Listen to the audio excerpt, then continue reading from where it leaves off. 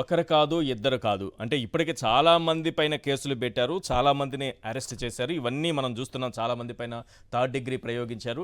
ఇవన్నీ అక్రమ కేసులు ఇవన్నీ చూస్తున్నాం కదా.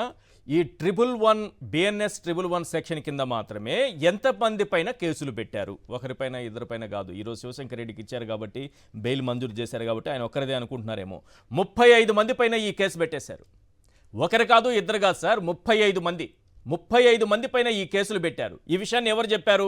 పబ్లిక్ ప్రాసిక్యూటర్ అంటే ప్రభుత్వం తరపునే, ప్రభుత్వ న్యాయవాదే చాలా క్లియర్గా కోర్టుకు చెప్పారు. అవును సార్, మేము పెట్టాము, 35 మంది పైన పెట్టాము, ఒకరు కాదు ఇద్దరు కాదు. మీరేదో శివశంకర్ రెడ్డికి ఇస్తున్నట్టుగా ఉన్నట్టుంది. ప్రజలు అనుకోవచ్చు ఒక శివశంకర్ రెడ్డి కేసులో ఈ విధంగా జరిగిందేమో, 111 సెక్షన్ కింద పెట్టారేమో, మిగతా వాళ్ళపైన ఆ సెక్షన్లో పెట్టలేదేమో అని. 35 మంది పైన పెట్టామని ఇచ్చారు. ఒక్కసారి క్లియర్గా చూపించండి. అక్కడ పబ్లిక్ ప్రాసిక్యూటర్ చెప్పిన విషయాన్నే ఈ తీర్పులో చాలా క్లియర్గా మనకు కనిపిస్తోంది.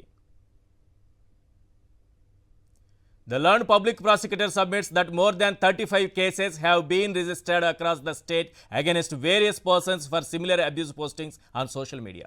The learned public prosecutor further submits that the applicability of section 1112B of the Bharatiya Nyaya Samhita so and so. ఇది విషయం. 35 మంది పైన BNS 111 కింద కేసులు పెట్టేశారు. అంటే వీళ్ళు ఎలాంటి వాళ్ళు తెలుసా?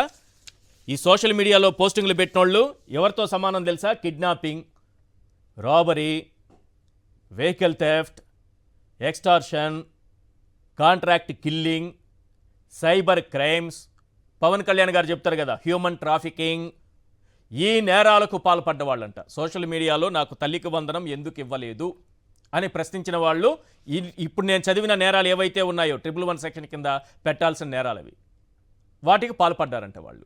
అదే సమయంలో వాళ్ళకు పడే శిక్షలు మరణశిక్ష వేయచ్చు, జీవిత ఖైదేయచ్చు, దానితో పాటు 10 లక్షల జరిమానా కూడా విధించవచ్చు. ఇలా దొరికిన వాళ్ళని దొరికినట్టుగా అందరిపైన 111 పెట్టుకుంటూ వెళ్ళిపోయారు. సార్ పాషా గారు, ఇదంతా తెలిసి చేశారా తెలియక చేశారా పోలీసులు? అర్థం కావట్లేదు.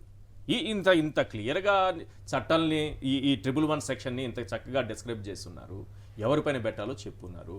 కేరళ హైకోర్టు తీర్పు ఉంది, సుప్రీంకోర్టు గైడ్లైన్స్ ఉంది, ఇన్ని ఉన్నా సరే ఎలా పెట్టగలిగారు? ముందుగా సాక్షి ప్రేక్షకులకి, ప్యానెల్లో మిత్రులందరికీ నమస్కారం అండి. సార్, ఇక్కడ అంటే ఈరోజు నిజంగా ఒక శుభదినం అని చెప్పుకోవచ్చు. ఈ ఆర్డర్ని చూసినాక ఇక్కడ ఒక విషయం ఉందండి. ఈ శివశంకర్ రెడ్డి గారి విషయంలో నిజంగా కౌన్సిల్ అయినటువంటి వైఎల్ శివకల్పన రెడ్డి గారిని మనం అందరం అప్రిషియేట్ చేయాలి. ఎందుకు అప్రిషియేట్ చేయాలంటే ఈ ఆర్డర్ని నేను 2-3 సార్లు చదివిన. ప్రతి చోట నుంచి ఆమె చాలా బాగా తన వాదనని సైటేషన్ల ద్వారా ముందు పెట్టడం జరిగింది. ఒక్కొక్క సైటేషన్ని చూస్తే ఎక్కడా కూడా ప్రభుత్వం చేసినటువంటి తప్పుని ఆమె కోర్టు ముందర సక్సెస్ఫుల్గా పెట్టింది. అందువల్లనే ఈ బెయిల్ అనేది వచ్చింది. ఇందులో ఎట్లాంటి సందేహం లేదు. కాకపోతే ఇప్పుడు నేను ఒక చిన్న విషయం చెప్పాలి సార్. ఏంటంటే ఈ శివశంకర్ రెడ్డి గారు ఏం చేశారు అంటే ఆయన November 8, 2024 రోజు ఫేస్బుక్లో ఒక పోస్ట్ పెట్టాడు. ఆ పోస్ట్ మీద ఈయనని ఎత్తుకెళ్ళి పోలీస్ స్టేషన్లో పడేశారు, జైల్లో పడేశారు. నేను ఒక విషయం అడుగుతున్నా, ఏంటంటే ఫేస్బుక్ మీద ఎందుకు కేసు పెట్టలేదు? యూట్యూబ్ మీద ఎందుకు కేసు పెట్టరు? ట్విట్టర్ మీద ఎందుకు కేసు పెట్టరు? ఎందుకంటే ఫేస్బుక్ అయినా, యూట్యూబ్ అయినా, ట్విట్టర్ అయినా ఇట్లాంటి అన్ని ప్లాట్ఫామ్లు కూడా భారతదేశం యొక్క గైడ్లైన్స్ మీదనే, అంటే వీళ్ళకి భారతదేశంతో కొన్ని గైడ్లైన్స్ అయినవి ఉన్నాయి. మరి వీళ్ళ మీద కూడా కేసులు పెట్టాలి కదా. ఒక చిన్న ఉదాహరణ చెప్తా. నేను ఫేస్బుక్లో లేదా యూట్యూబ్లో అనుకోండి ఒక వీడియో అప్లోడ్ చేయాలంటే యూట్యూబ్ కొన్ని చెక్స్ చేస్తుంది. 2 చెక్స్ ఉంటాయి. ఒకటి యాడ్ సూటబిలిటీ చెక్ అంటారు, రెండోది కాపీరైట్ చెక్ అంటారు.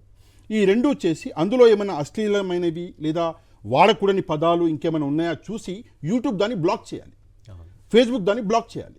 ఎందుకంటే ఇవి పదాలు వాడకూడదు అని చెప్పేసి.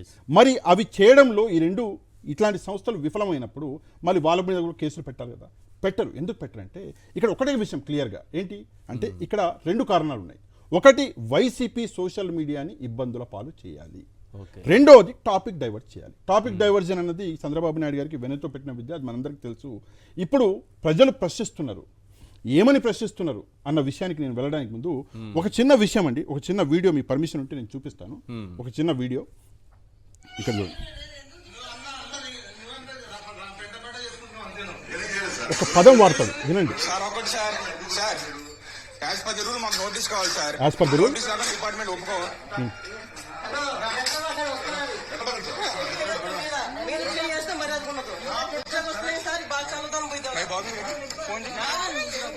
ఈ వీడియోలో నేను ఒకటే విషయం మీకు చూపించాలనుకున్నా, ఏంటంటే ఈ అబ్బాయి ఒక మాట అన్నాడు, యాజ్ పర్ ద రూల్ మాకు నోటీసులు కావాలి సార్ అని. మళ్ళీ ఒకసారి చాలా మంచి మాట చెప్పారు, చాలా బాగుంది. ఇది చూడండి, ఎవరికైనా అది అది అది అలాగే ఎవరైనా అడగాలనా? చూడండి నేను చెప్తాను, చూడండి. సార్ ఒకటి sir sir as per the rule మాకు నోటీస్ కావాలి సార్. నోటీస్ కాకుండా డిపార్ట్మెంట్ ఒప్పుకో. ఓకే, ఈ అబ్బాయి నోటీస్ అడిగారు సార్, ఒక రూల్ గురించి మాట్లాడారు. నేను ఒక మంచి విషయం చెప్తాను మీకు, ప్రజలలో రూల్స్ మీద ఒక అవగాహన ఉంది, కానీ పోలీసులలో అవగాహన లేకుండా పోయింది. ఇంకో విషయము, ఇదే శివశంకర్ గారి ఈ ఆర్డర్లో ఒక చిన్న లైన్, ఒకటే లైన్ నేను చూపిస్తాను మీకు. ఆ లైన్ ఏంటంటే, cause for invocation of section 111 BNS has to be dealt appropriately by the investigation officer during the course of investigation of the crime. ఇక్కడ కోర్టు ఇన్వెస్టిగేషన్ ఆఫీసర్ గురించి కూడా ఇక్కడ మాట్లాడడం జరిగింది. ఇన్వెస్టిగేషన్ ఆఫీసర్లు ఏంటంటే అప్రోప్రియేట్గా దీన్ని ఇన్వెస్టిగేట్ చేయాలి, అప్పుడు కానీ ఈ సెక్షన్లు పెట్టడానికి వీల్లేదు. ఇది చాలా ఇంపార్టెంట్ విషయం.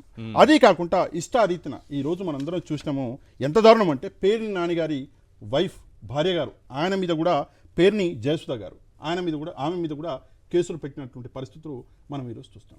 ఎందుకు పెడుతున్నారు కేసులు అంటే, సర్వసాధారణంగా సార్ వీళ్ళందరూ ఏం చేస్తున్నారు అంటే ప్రశ్నిస్తున్నారు.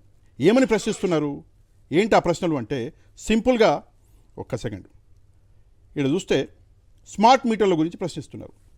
స్మార్ట్ మీటర్లు ఏంటి అని చెప్పేసి ప్రశ్నిస్తే కేసులు పెడతారా, భయపెట్టిస్తారా? ఒక బాలిక మడకశిరలో బాలిక కిడ్నాప్ అయింది అని చెప్పేసి నేను ప్రశ్నిస్తా, నా మీద కేసులు పెడతారా? వాళ్ళు ఈరోజు సూపర్ 6 పేరు మీద సార్ ఒక్కటంటే ఒకటి రోజు నేను చూస్తున్న పచ్చ మీడియాలో కానివ్వండి, డైరెక్ట్లీ దాయదం దేనికి టీడీపీ ట్విట్టర్ హ్యాండిల్లో నేను చూస్తే, మేము ఇది సాధించినాము, అది సాధించినాం, ఇది చేసినాం, అది చేసినాం అని చెప్పేసి రోజు మనం చూస్తూనే ఉన్నాం. కానీ డైరెక్ట్గా నేను ఒకటే ప్రశ్న, 6 హామీలు మీరు ఇచ్చారు, 6 హామీలలో ఒక్క హామీ మేము ఫుల్ ఫ్లెజ్గా అమలు చేసినాం అని చెప్పేసి మీరు చెప్పగలరా? చెప్పలేరు. దారుణాతి దారుణం సార్. ఇందాక నేను చూపించినటువంటి వీడియో ఏదైతే ఉందో అది ఈరోజు ఉదయం 3 గంటలకి మనం చూసినాం, గుంటూరులో పోలీసులు ఒక వ్యక్తి ఇంటికి వచ్చి, ఆ వ్యక్తి ఎవరు అంటే సోషల్ మీడియా కార్యకర్త వైసీపీ, ఇంటికి వచ్చి ఉదయం 3 గంటలకి దారుణంగా ఎత్తుకపోతుంటే పక్కన ఇంకో వ్యక్తి నిలబడి నాకు రూల్స్ తెలుసు, నాకు నోటీసులు ఇవ్వండి అని చెప్పేసి చెప్తుంటే, ఆ వచ్చినటువంటి మరి కానిస్టేబుల్ వచ్చారా, ఎస్ఐ గారు వచ్చారా తెలియదు, కానీ ఆయనకి మాత్రం రూల్స్ తెలియదు, ఆయనకి రూల్స్ తెలియదు. కానీ ఈరోజు కోర్టు చాలా మంచి విషయం, ఇన్వెస్టిగేషన్ ఆఫీసర్ అని చెప్పేసి స్పెసిఫై చేసి మరి చెప్పడం జరిగిందంటే దీనికంటే దారుణం ఇంకోటి ఉంటుందా? ఎంత ఘోరం అంటే సార్, ఈరోజు పెన్షన్ల గురించి 1,57,162 మందిని పెన్షన్ల నుంచి తీసేస్తే ఎందుకు తీసేసారు, వాళ్ళెవరు అని చెప్పేసి ప్రశ్నిస్తే మా మీద కేసులు పెడతారు, సోషల్ మీడియా మీద కేసులు, కేవలం టార్గెట్ చేసి. ఇంకో మంచి విషయం సార్ ఇందులో నేను చెప్పాలి, చాలా రోజుల నుంచి చెప్పాలనుకుంటున్నా, చంద్రబాబు నాయుడు గారు ఈజ్ ఎ గుడ్ లెర్నర్, చాలా బాగా నేర్చుకుంటాడు. 94 చంద్రబాబు నాయుడుకి ఈరోజు చంద్రబాబు నాయుడు గారికి చూస్తే ఆయన చాలా గ్రో అయ్యిండు. ఎందులో గ్రో అయ్యిండు అంటే ప్రజలకి మంచి చేయడంలో, ప్రజలకి ఒక ముఖ్యమంత్రిగా ఏం కావాలో చెప్పడంలో కాదు. ఆయన గ్రో అయింది ఏంటంటే ఎలక్షన్లలో ఎట్లా గెలవాలి, ఎట్లా ప్రజల్ని మభ్యపెట్టాలి. 94లో ఆయన ఒకటే ఆలోచనలో వచ్చాడు, ఏంటంటే ఈరోజు నేను కొన్ని మొక్కల్ని నాటుతా, అది 2020, 2024, 25లోగా ఆ మొక్కలు పెద్ద పెద్ద స్థానాల్లో ఉంటాయి అన్ని సంస్థల్లో, అప్పుడు నాకు పనికొస్తారు అని చెప్పేసి ఆయన నాటిన ఆ మొక్కలు ఈరోజు అన్ని వ్యవస్థల్లో ఉన్నాయి, ప్రతి వ్యవస్థలో ఆయన చూసినటువంటి అదొకటి. దాని తర్వాత మనందరం చూసినాము కాకినాడ సెజ్ విషయంలో సార్ ఎంత దారుణము అంటే, మన మిత్రులు ఈ సాక్షిలోనే చూసిన నేను, అసలు ఒక పోర్టుని ప్రైవేటీకరణ చేయొచ్చు అని చెప్పేసి ఎవరికి అర్థం కాని రోజుల్లోనే ఆ పోర్టుని ప్రైవేటీకరణ చేసి ఒక థియేటర్ యజమానికి ఇచ్చి పో నువ్వు సంపాదించుకో అని చెప్పేసి చెప్పిండు. నిజంగా ఆ రోజుల్లోనే ఒక టాక్ వచ్చింది, ఏంటంటే అంటే కొంతమంది సీనియర్లు ఎవరికైతే గుర్తుందో వాళ్ళకి గుర్తుంటుంది, ఆ రోజుల్లోనే ఆ వ్యక్తి ఈయనకి బినామీ అని కావాలని ఇచ్చారు అని చెప్పేసి కూడా వచ్చింది.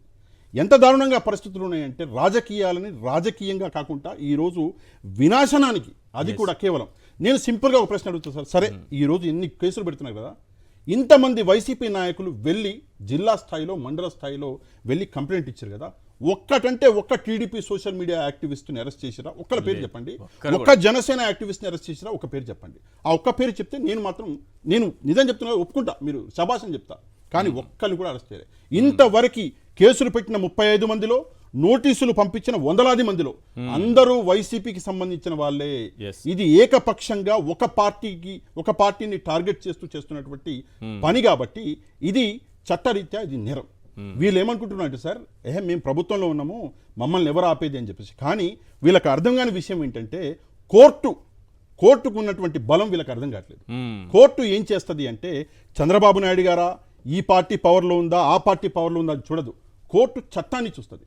ఈ రోజు ఎంత మంచి జడ్జిమెంట్ అంటే అసలు ఆ బెయిల్ కాపీ అది చదువుతుంటే ఎంత ఆనందం వేస్తుంది అంటే నిజంగా హ్యాట్స్ ఆఫ్ చెప్పాలి కోర్ట్స్కి మనం. Right. నిజంగా ఇట్లాంటి అడ్వకేట్స్ కూడా మన బాలగారు ఉన్నారు, ఇట్లాంటి అడ్వకేట్స్ మేడం ఉన్నారు, నిజంగా మనం హ్యాట్స్ ఆఫ్ చెప్పాలి.